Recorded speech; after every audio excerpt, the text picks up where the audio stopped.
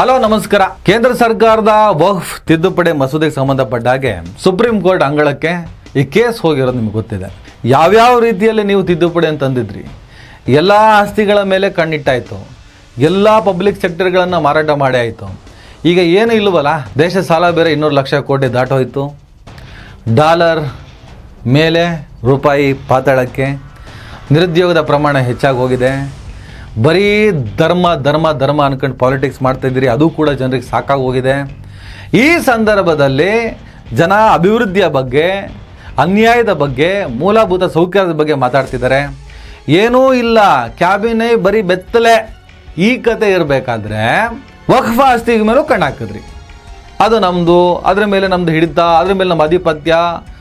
ಹೋಗ್ಲಿ, ವಕ್ಫಿಂದ ನೀವು ಮುಸಲ್ಮಾನರು ಏನು ಅನುಕೂಲ ಮಾಡಿಕೊಟ್ರಿ ಅಂತ ಹೇಳ್ಬಿಟ್ಟು ಅವರವರ ಒಳಗಡೆನೆ ಏನಾದರೂ ಕಿಡಿ ಹಾಕಿಬಿಟ್ಟು ಅಲ್ಲಲ್ಲೇ ಗಲಾಟೆ ಎಬ್ಬಿಸಿ ಅದರಿಂದ ಏನಾದರೂ ಲಾಭ ಆಗುತ್ತಾ ಅಂತ ಹೇಳ್ಬಿಟ್ಟು ಆ ಪ್ರಯತ್ನವನ್ನು ಪಟ್ರಿ.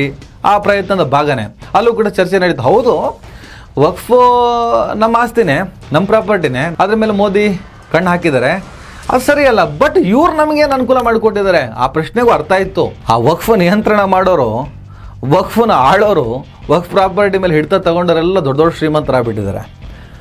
ಅವ್ರು ಯಾವುದೇ ರೀತಿಯ ಪೋಷಾಕ ಧರಿಸ್ಲಿ, ಎಲ್ಲ ಶ್ರೀಮಂತರೇ, ಸಿಕ್ಕಾಪಟ್ಟೆ ಲೂಟೋ. ಬಡವರಿಗೋಸ್ಕರನೇ ವಕ್ಫ್ ಆಸ್ತಿ ಇರೋದು, ಆದರೆ ಬಡವರಿಗೆ ಅದು ಸಿಗ್ತಾ ಇಲ್ಲ. ಶ್ರೀಮಂತರನ್ನ ಮತ್ತಷ್ಟು ಶ್ರೀಮಂತರು ಮಾಡ್ತಾ ಇದೆ ವಕ್ಫ್ ಆಸ್ತಿ. ಅದರ ಬಗ್ಗೆ ಆ ಕಮ್ಯುನಿಟಿನೇ ಕೆಲವು ತೀರ್ಮಾನಗಳನ್ನು ತಗೊಂಡು ಬುಡಕ್ಕೆ ಕೈ ಹಾಕ್ಬೇಕು.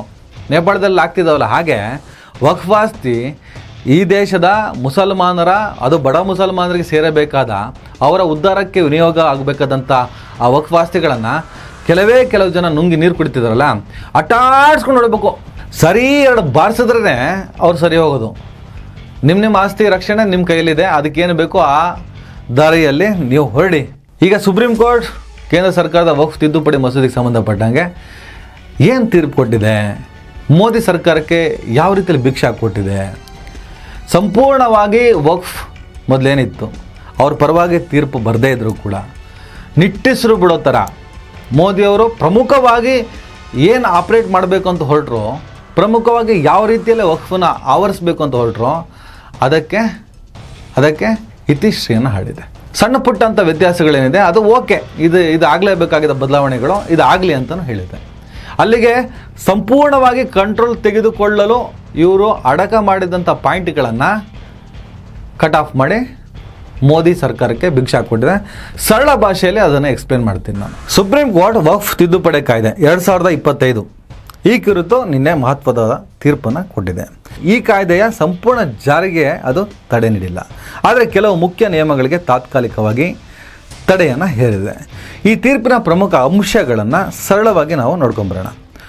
5 ವರ್ಷ ಮುಸ್ಲಿಂ ಧರ್ಮ ಪಾಲನೆಯ ನಿಯಮ. ಮೋದಿ ಸರ್ಕಾರ ಅಂದರೆ ಕೇಂದ್ರ ಸರ್ಕಾರ ತನ್ನ ತಿದ್ದುಪಡಿ ಕಾಯ್ದೆಯಲ್ಲಿ ಮುಖ್ಯವಾಗಿ ಅಡಕ ಮಾಡಿದ್ದಂಥ ಅಂಶ ಇದು. 5 ವರ್ಷ ಮುಸ್ಲಿಂ ಧರ್ಮ ಪಾಲನೆ ಮಾಡಿರಬೇಕು ಅನ್ನೋಂಥ ನಿಯಮವನ್ನು. ವಕ್ಫ್ ಸ್ಥಾಪನೆ ಮಾಡೋದಕ್ಕೆ ಒಬ್ಬ ವ್ಯಕ್ತಿ ಕನಿಷ್ಠ 5 ವರ್ಷಗಳಿಂದ ಇಸ್ಲಾಂ ಧರ್ಮವನ್ನು ಪಾಲಿಸಿರಬೇಕು ಅನ್ನುವಂತಹ ನಿಯಮವನ್ನು ಕೋರ್ಟ್ ತಾತ್ಕಾಲಿಕವಾಗಿ ತಡೆ ಹಿಡಿದಿದೆ. ಅದಕ್ಕೆ ಏನು ರೀಸನ್ ಕೊಟ್ಟಿದೆ ಅಂದರೆ, ಯಾವ ರಾಜ್ಯವೂ ಈ ನಿಯಮದ ಬಗ್ಗೆ ಸ್ಪಷ್ಟ ಮಾರ್ಗಸೂಚಿಗಳನ್ನು ರೂಪಿಸಿಲ್ಲ, ಹಾಗಾಗಿ ಈ ನಿಯಮ ಜಾರಿಗೆ ಬರುವವರೆಗೆ ತಡೆಯಲಾಗಿದೆ. ಸರ್ಕಾರಿ ಅಧಿಕಾರಿಗಳಿಗೆ ವಕ್ಫ್ ಜಮೀನಿನ ಹಕ್ಕು ನಿರ್ಧಾರದ ಅಧಿಕಾರ. ವಕ್ಫ್ ಜಮೀನಿನಲ್ಲಿ ಸರ್ಕಾರಿ ಭೂಮಿಯ ಅಕ್ರಮವಿದ್ದರೆ ಸರ್ಕಾರ ನೇಮಿಸಿದ ಅಧಿಕಾರಿಗಳು ತೀರ್ಮಾನ ತೆಗೆದುಕೊಳ್ಳುವ ನಿಯಮವನ್ನು ಕೂಡ ಕೋರ್ಟ್ ತಾತ್ಕಾಲಿಕವಾಗಿ ತಡೆ ಹಿಡಿದಿದೆ. ಅದಕ್ಕೆ ಕೊಟ್ಟ ಕಾರಣ ಏನಂದರೆ, ಇದು ಅಧಿಕಾರದ ವಿಂಗಡಣೆ, ಸಪರೇಷನ್ ಆಫ್ ಪವರ್ಸ್ ತತ್ವಕ್ಕೆ ವಿರುದ್ಧವಾಗಿದೆ ಅಂತ ಕೋರ್ಟ್ ಹೇಳಿದೆ. ಮೂರನೇ ವ್ಯಕ್ತಿಗೆ ಹಕ್ಕು ನೀಡುವ ನಿಯಮ. ವಕ್ಫ್ ಜಮೀನಿನ ಬಗ್ಗೆ ಯಾವುದೇ ತಕರಾರಿದ್ದರೆ ನ್ಯಾಯಾಲಯ ಅಥವಾ ಟ್ರಿಬ್ಯುನಲ್ನ ತೀರ್ಮಾನ ಬರುವವರೆಗೆ ಆ ಜಮೀನನ್ನು 3ನೇ ವ್ಯಕ್ತಿಗಳಿಗೆ ಅಂದರೆ ಇತರರಿಗೆ ಯಾವುದೇ ಹಕ್ಕು ನೀಡಬಾರದು ಅಂತ ಕೋರ್ಟ್ ಸೂಚನೆಯನ್ನು ಕೊಟ್ಟಿದೆ. 4ನೇದು ನಾನ್ ಮುಸ್ಲಿಂ ಸದಸ್ಯರ ನೇಮಕ. ಕೇಂದ್ರ ಮತ್ತು ರಾಜ್ಯ ವಕ್ಫ್ ಮಂಡಳಿಗಳಲ್ಲಿ ಗರಿಷ್ಠ 4 ಕೇಂದ್ರ ಮತ್ತು 3 ರಾಜ್ಯ ನಾನ್ ಮುಸ್ಲಿಂ ಸದಸ್ಯರನ್ನು ನೇಮಕ ಮಾಡಬಹುದು ಎಂಬ ನಿಯಮಕ್ಕೆ ಕೋರ್ಟ್ ತಡೆ ಹೇರಿಲ್ಲ. ಆದರೆ ಈ ನೇಮಕಕ್ಕೆ ಕೆಲವು ಮಿತಿಗಳನ್ನು ವಿಧಿಸಿದೆ. ಉಳಿದ ನಿಯಮಗಳ ಬಗ್ಗೆ ವಕ್ಫ್ ಬೈ ಯೂಸರ್ ಈ ನಿಯಮವನ್ನು ರದ್ದುಗೊಳಿಸಿರುವ ಭಾಗವನ್ನು ಕೋರ್ಟ್ ಅನಗತ್ಯ ಎಂದು ಪರಿಗಣಿಸಿಲ್ಲ, ಆದ್ದರಿಂದ ಇದಕ್ಕೆ ತಡೆ ಇಲ್ಲ. ನೋಂದಣಿ ಕಡ್ಡಾಯ. ವಕ್ಫ್ ಸ್ಥಾಪನೆಗೆ ನಿರ್ಬಂಧ. ಈ ನಿಯಮಗಳಿಗೂ ಯಾವುದೇ ತಡೆ ಇಲ್ಲ, ಇವು ಜಾರಿಯಲ್ಲಿರುತ್ತವೆ. ಇನ್ನು ತನ್ನ ತೀರ್ಪಿನ ಬಗ್ಗೆ ಕೋರ್ಟ್ ಸ್ಪಷ್ಟೀಕರಣ ಕೊಟ್ಟಿದೆ. ಇದು ತಾತ್ಕಾಲಿಕ ತೀರ್ಪು, ಅಂತಿಮವಲ್ಲ.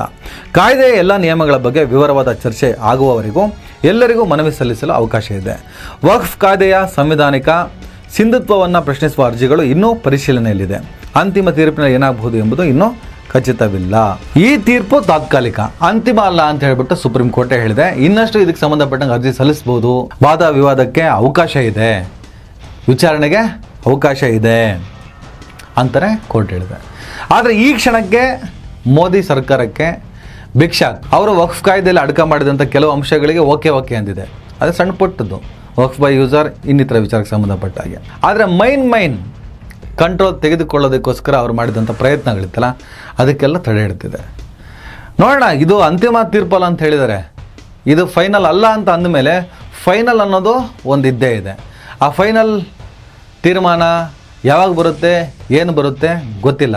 ಸದ್ಯಕ್ಕಂತೂ ವಕ್ಫಿಗೆ ಸಂಬಂಧಪಟ್ಟ ಹಾಗೆ ಸುಪ್ರೀಂ ಕೋರ್ಟ್ ತೀರ್ಪು, ಅವರು ತಡೆ ಹಿಡಿದಂಥ ಕೆಲವು ಅಂಶಗಳು ಮೋದಿ ಸರ್ಕಾರಕ್ಕೆ ಅಥವಾ ಕೇಂದ್ರ ಸರ್ಕಾರಕ್ಕೆ ದೊಡ್ಡ ಪ್ರಮಾಣದಲ್ಲಿ ಭಿಕ್ಷಾಕ್ ಅಂತ ನೀಡಿದೆ. ನಾವು ಮಾಡಿದ್ದೇ ಸರಿ, ನಾವು ಮಾಡ್ತಾ ಇರೋದೇ ಸರಿ, ಸುಮ್ಮನೆ ವಿರೋಧಗಳನ್ನು ವ್ಯಕ್ತಪಡಿಸ್ತಾರೆ. ಕಾಂಗ್ರೆಸ್ ಆಗಲಿ ಈ ಬೆನಿಫಿಷಿಯರಿಗಳು ಇವರು ಬೇಕು ಅಂತಲೇ ಜನರನ್ನ ಎತ್ಕಡ್ತಾರೆ, ಹೋರಾಟಗಳನ್ನು ಮಾಡ್ತಾ ಇದ್ದಾರೆ. ನಾವು ಆ ಸಮುದಾಯದ ಅಭ್ಯುದಯಕ್ಕೋಸ್ಕರನೇ, ಆ ಸಮುದಾಯದ ಉದ್ಧಾರಕ್ಕೋಸ್ಕರನೇ ಇವನ್ನೆಲ್ಲ ಮಾಡ್ತಾ ಇರೋದು ಅಂತ ಹೇಳ್ಬಿಟ್ಟು ಅವರು ತಮ್ಮ ನಿಲುವನ್ನು, ತಮ್ಮ ತಿದ್ದುಪಡಿಯನ್ನು ಸಮರ್ಥನೆ ಮಾಡ್ಕೊಂಡೇ ಬಂದರು. ತಲೆ ಮೇಲೆ ತಲೆ ಬೀಳಲಿ, ಅದನ್ನು ಜಾರಿಗೊಳಿಸ್ತೀವಂತ. ಆದರೆ ಸುಪ್ರೀಂ ಕೋರ್ಟ್ ಇಂಪಾರ್ಟೆಂಟಾಗಿ ಅವರು ವಕ್ಫ್ ಮೇಲೆ ಯಾವ ಕಾರಣ ಕೈ ಹಾಕಿದ್ರು, ಯಾವ ಅಂಶಗಳ ಮೂಲಕ ಅದನ್ನು ನಿಯಂತ್ರಣ ಮಾಡಬೇಕು ಅಂತ ಪ್ರಯತ್ನ ಪಟ್ಟರು, ಅದಕ್ಕೆ ತಡೆ ಹಿಡಿದಿದೆ. But it's not final. ಹೀಗಿದೆ ಫೈನಲ್ ಅಂತ ಹೇಳ್ಬಿಟ್ಟು ಯಾರು ಖುಷಿ ಪಡೋ ಹಾಗೂ ಇಲ್ಲ. ಇದೇ ರೀತಿಯ ತೀರ್ಪು ಮುಂದೆ ಬರಲ್ಲ ಅಂತ ಹೇಳ್ಬಿಟ್ಟು ದುಃಖ ಪಡೋ ಅಗತ್ಯ ಕೂಡ ಇಲ್ಲ. ಏನು ಬೇಕಾದ್ರೂ ಆಗ್ಬೋದು, ಅದು ಆಗೋವರೆಗೂ ನಾವು ಸ್ವಲ್ಪ ತಾಳ್ಮೆಯಿಂದ ಇರೋಣ. ಇನ್ನಷ್ಟು ಇದಕ್ಕೆ ಸಂಬಂಧಪಟ್ಟ ಹಾಗೆ ಅಪ್ಡೇಟ್ಗಳು ಸಿಕ್ಕಿದ್ರೆ ಖಂಡಿತವಾಗ್ಲೂ ನಿಮ್ಮ ಮುಂದೆ ಬರ್ತೀನಿ, ಹೇಳ್ತೀನಿ. ನಮಸ್ಕಾರ. ದಯವಿಟ್ಟು ಎಲ್ಲರೂ ಈ ಚಾನಲ್ನ ಸಬ್ಸ್ಕ್ರೈಬ್ ಮಾಡಿ. ನಿಮ್ಗೆ ಇಷ್ಟ ಆದರೆ ಈ ಚಾನಲ್ಗೆ ಜಾಯ್ನ್ ಆಗಿ. ಈ ವಿಡಿಯೋ ಇಷ್ಟ ಆದರೆ ದಯವಿಟ್ಟು ಎಲ್ಲರೂ ಶೇರ್ ಮಾಡಿ. ಸ್ವತಂತ್ರ ಪತ್ರಿಕೋದ್ಯಮವನ್ನು ಬೆಂಬಲಿಸಿ. ನನ್ನ ಯುಕ್ತಿಗೆ ನಿಮ್ಮ ಶಕ್ತಿಯೇ ಶ್ರೀರಕ್ಷೆ.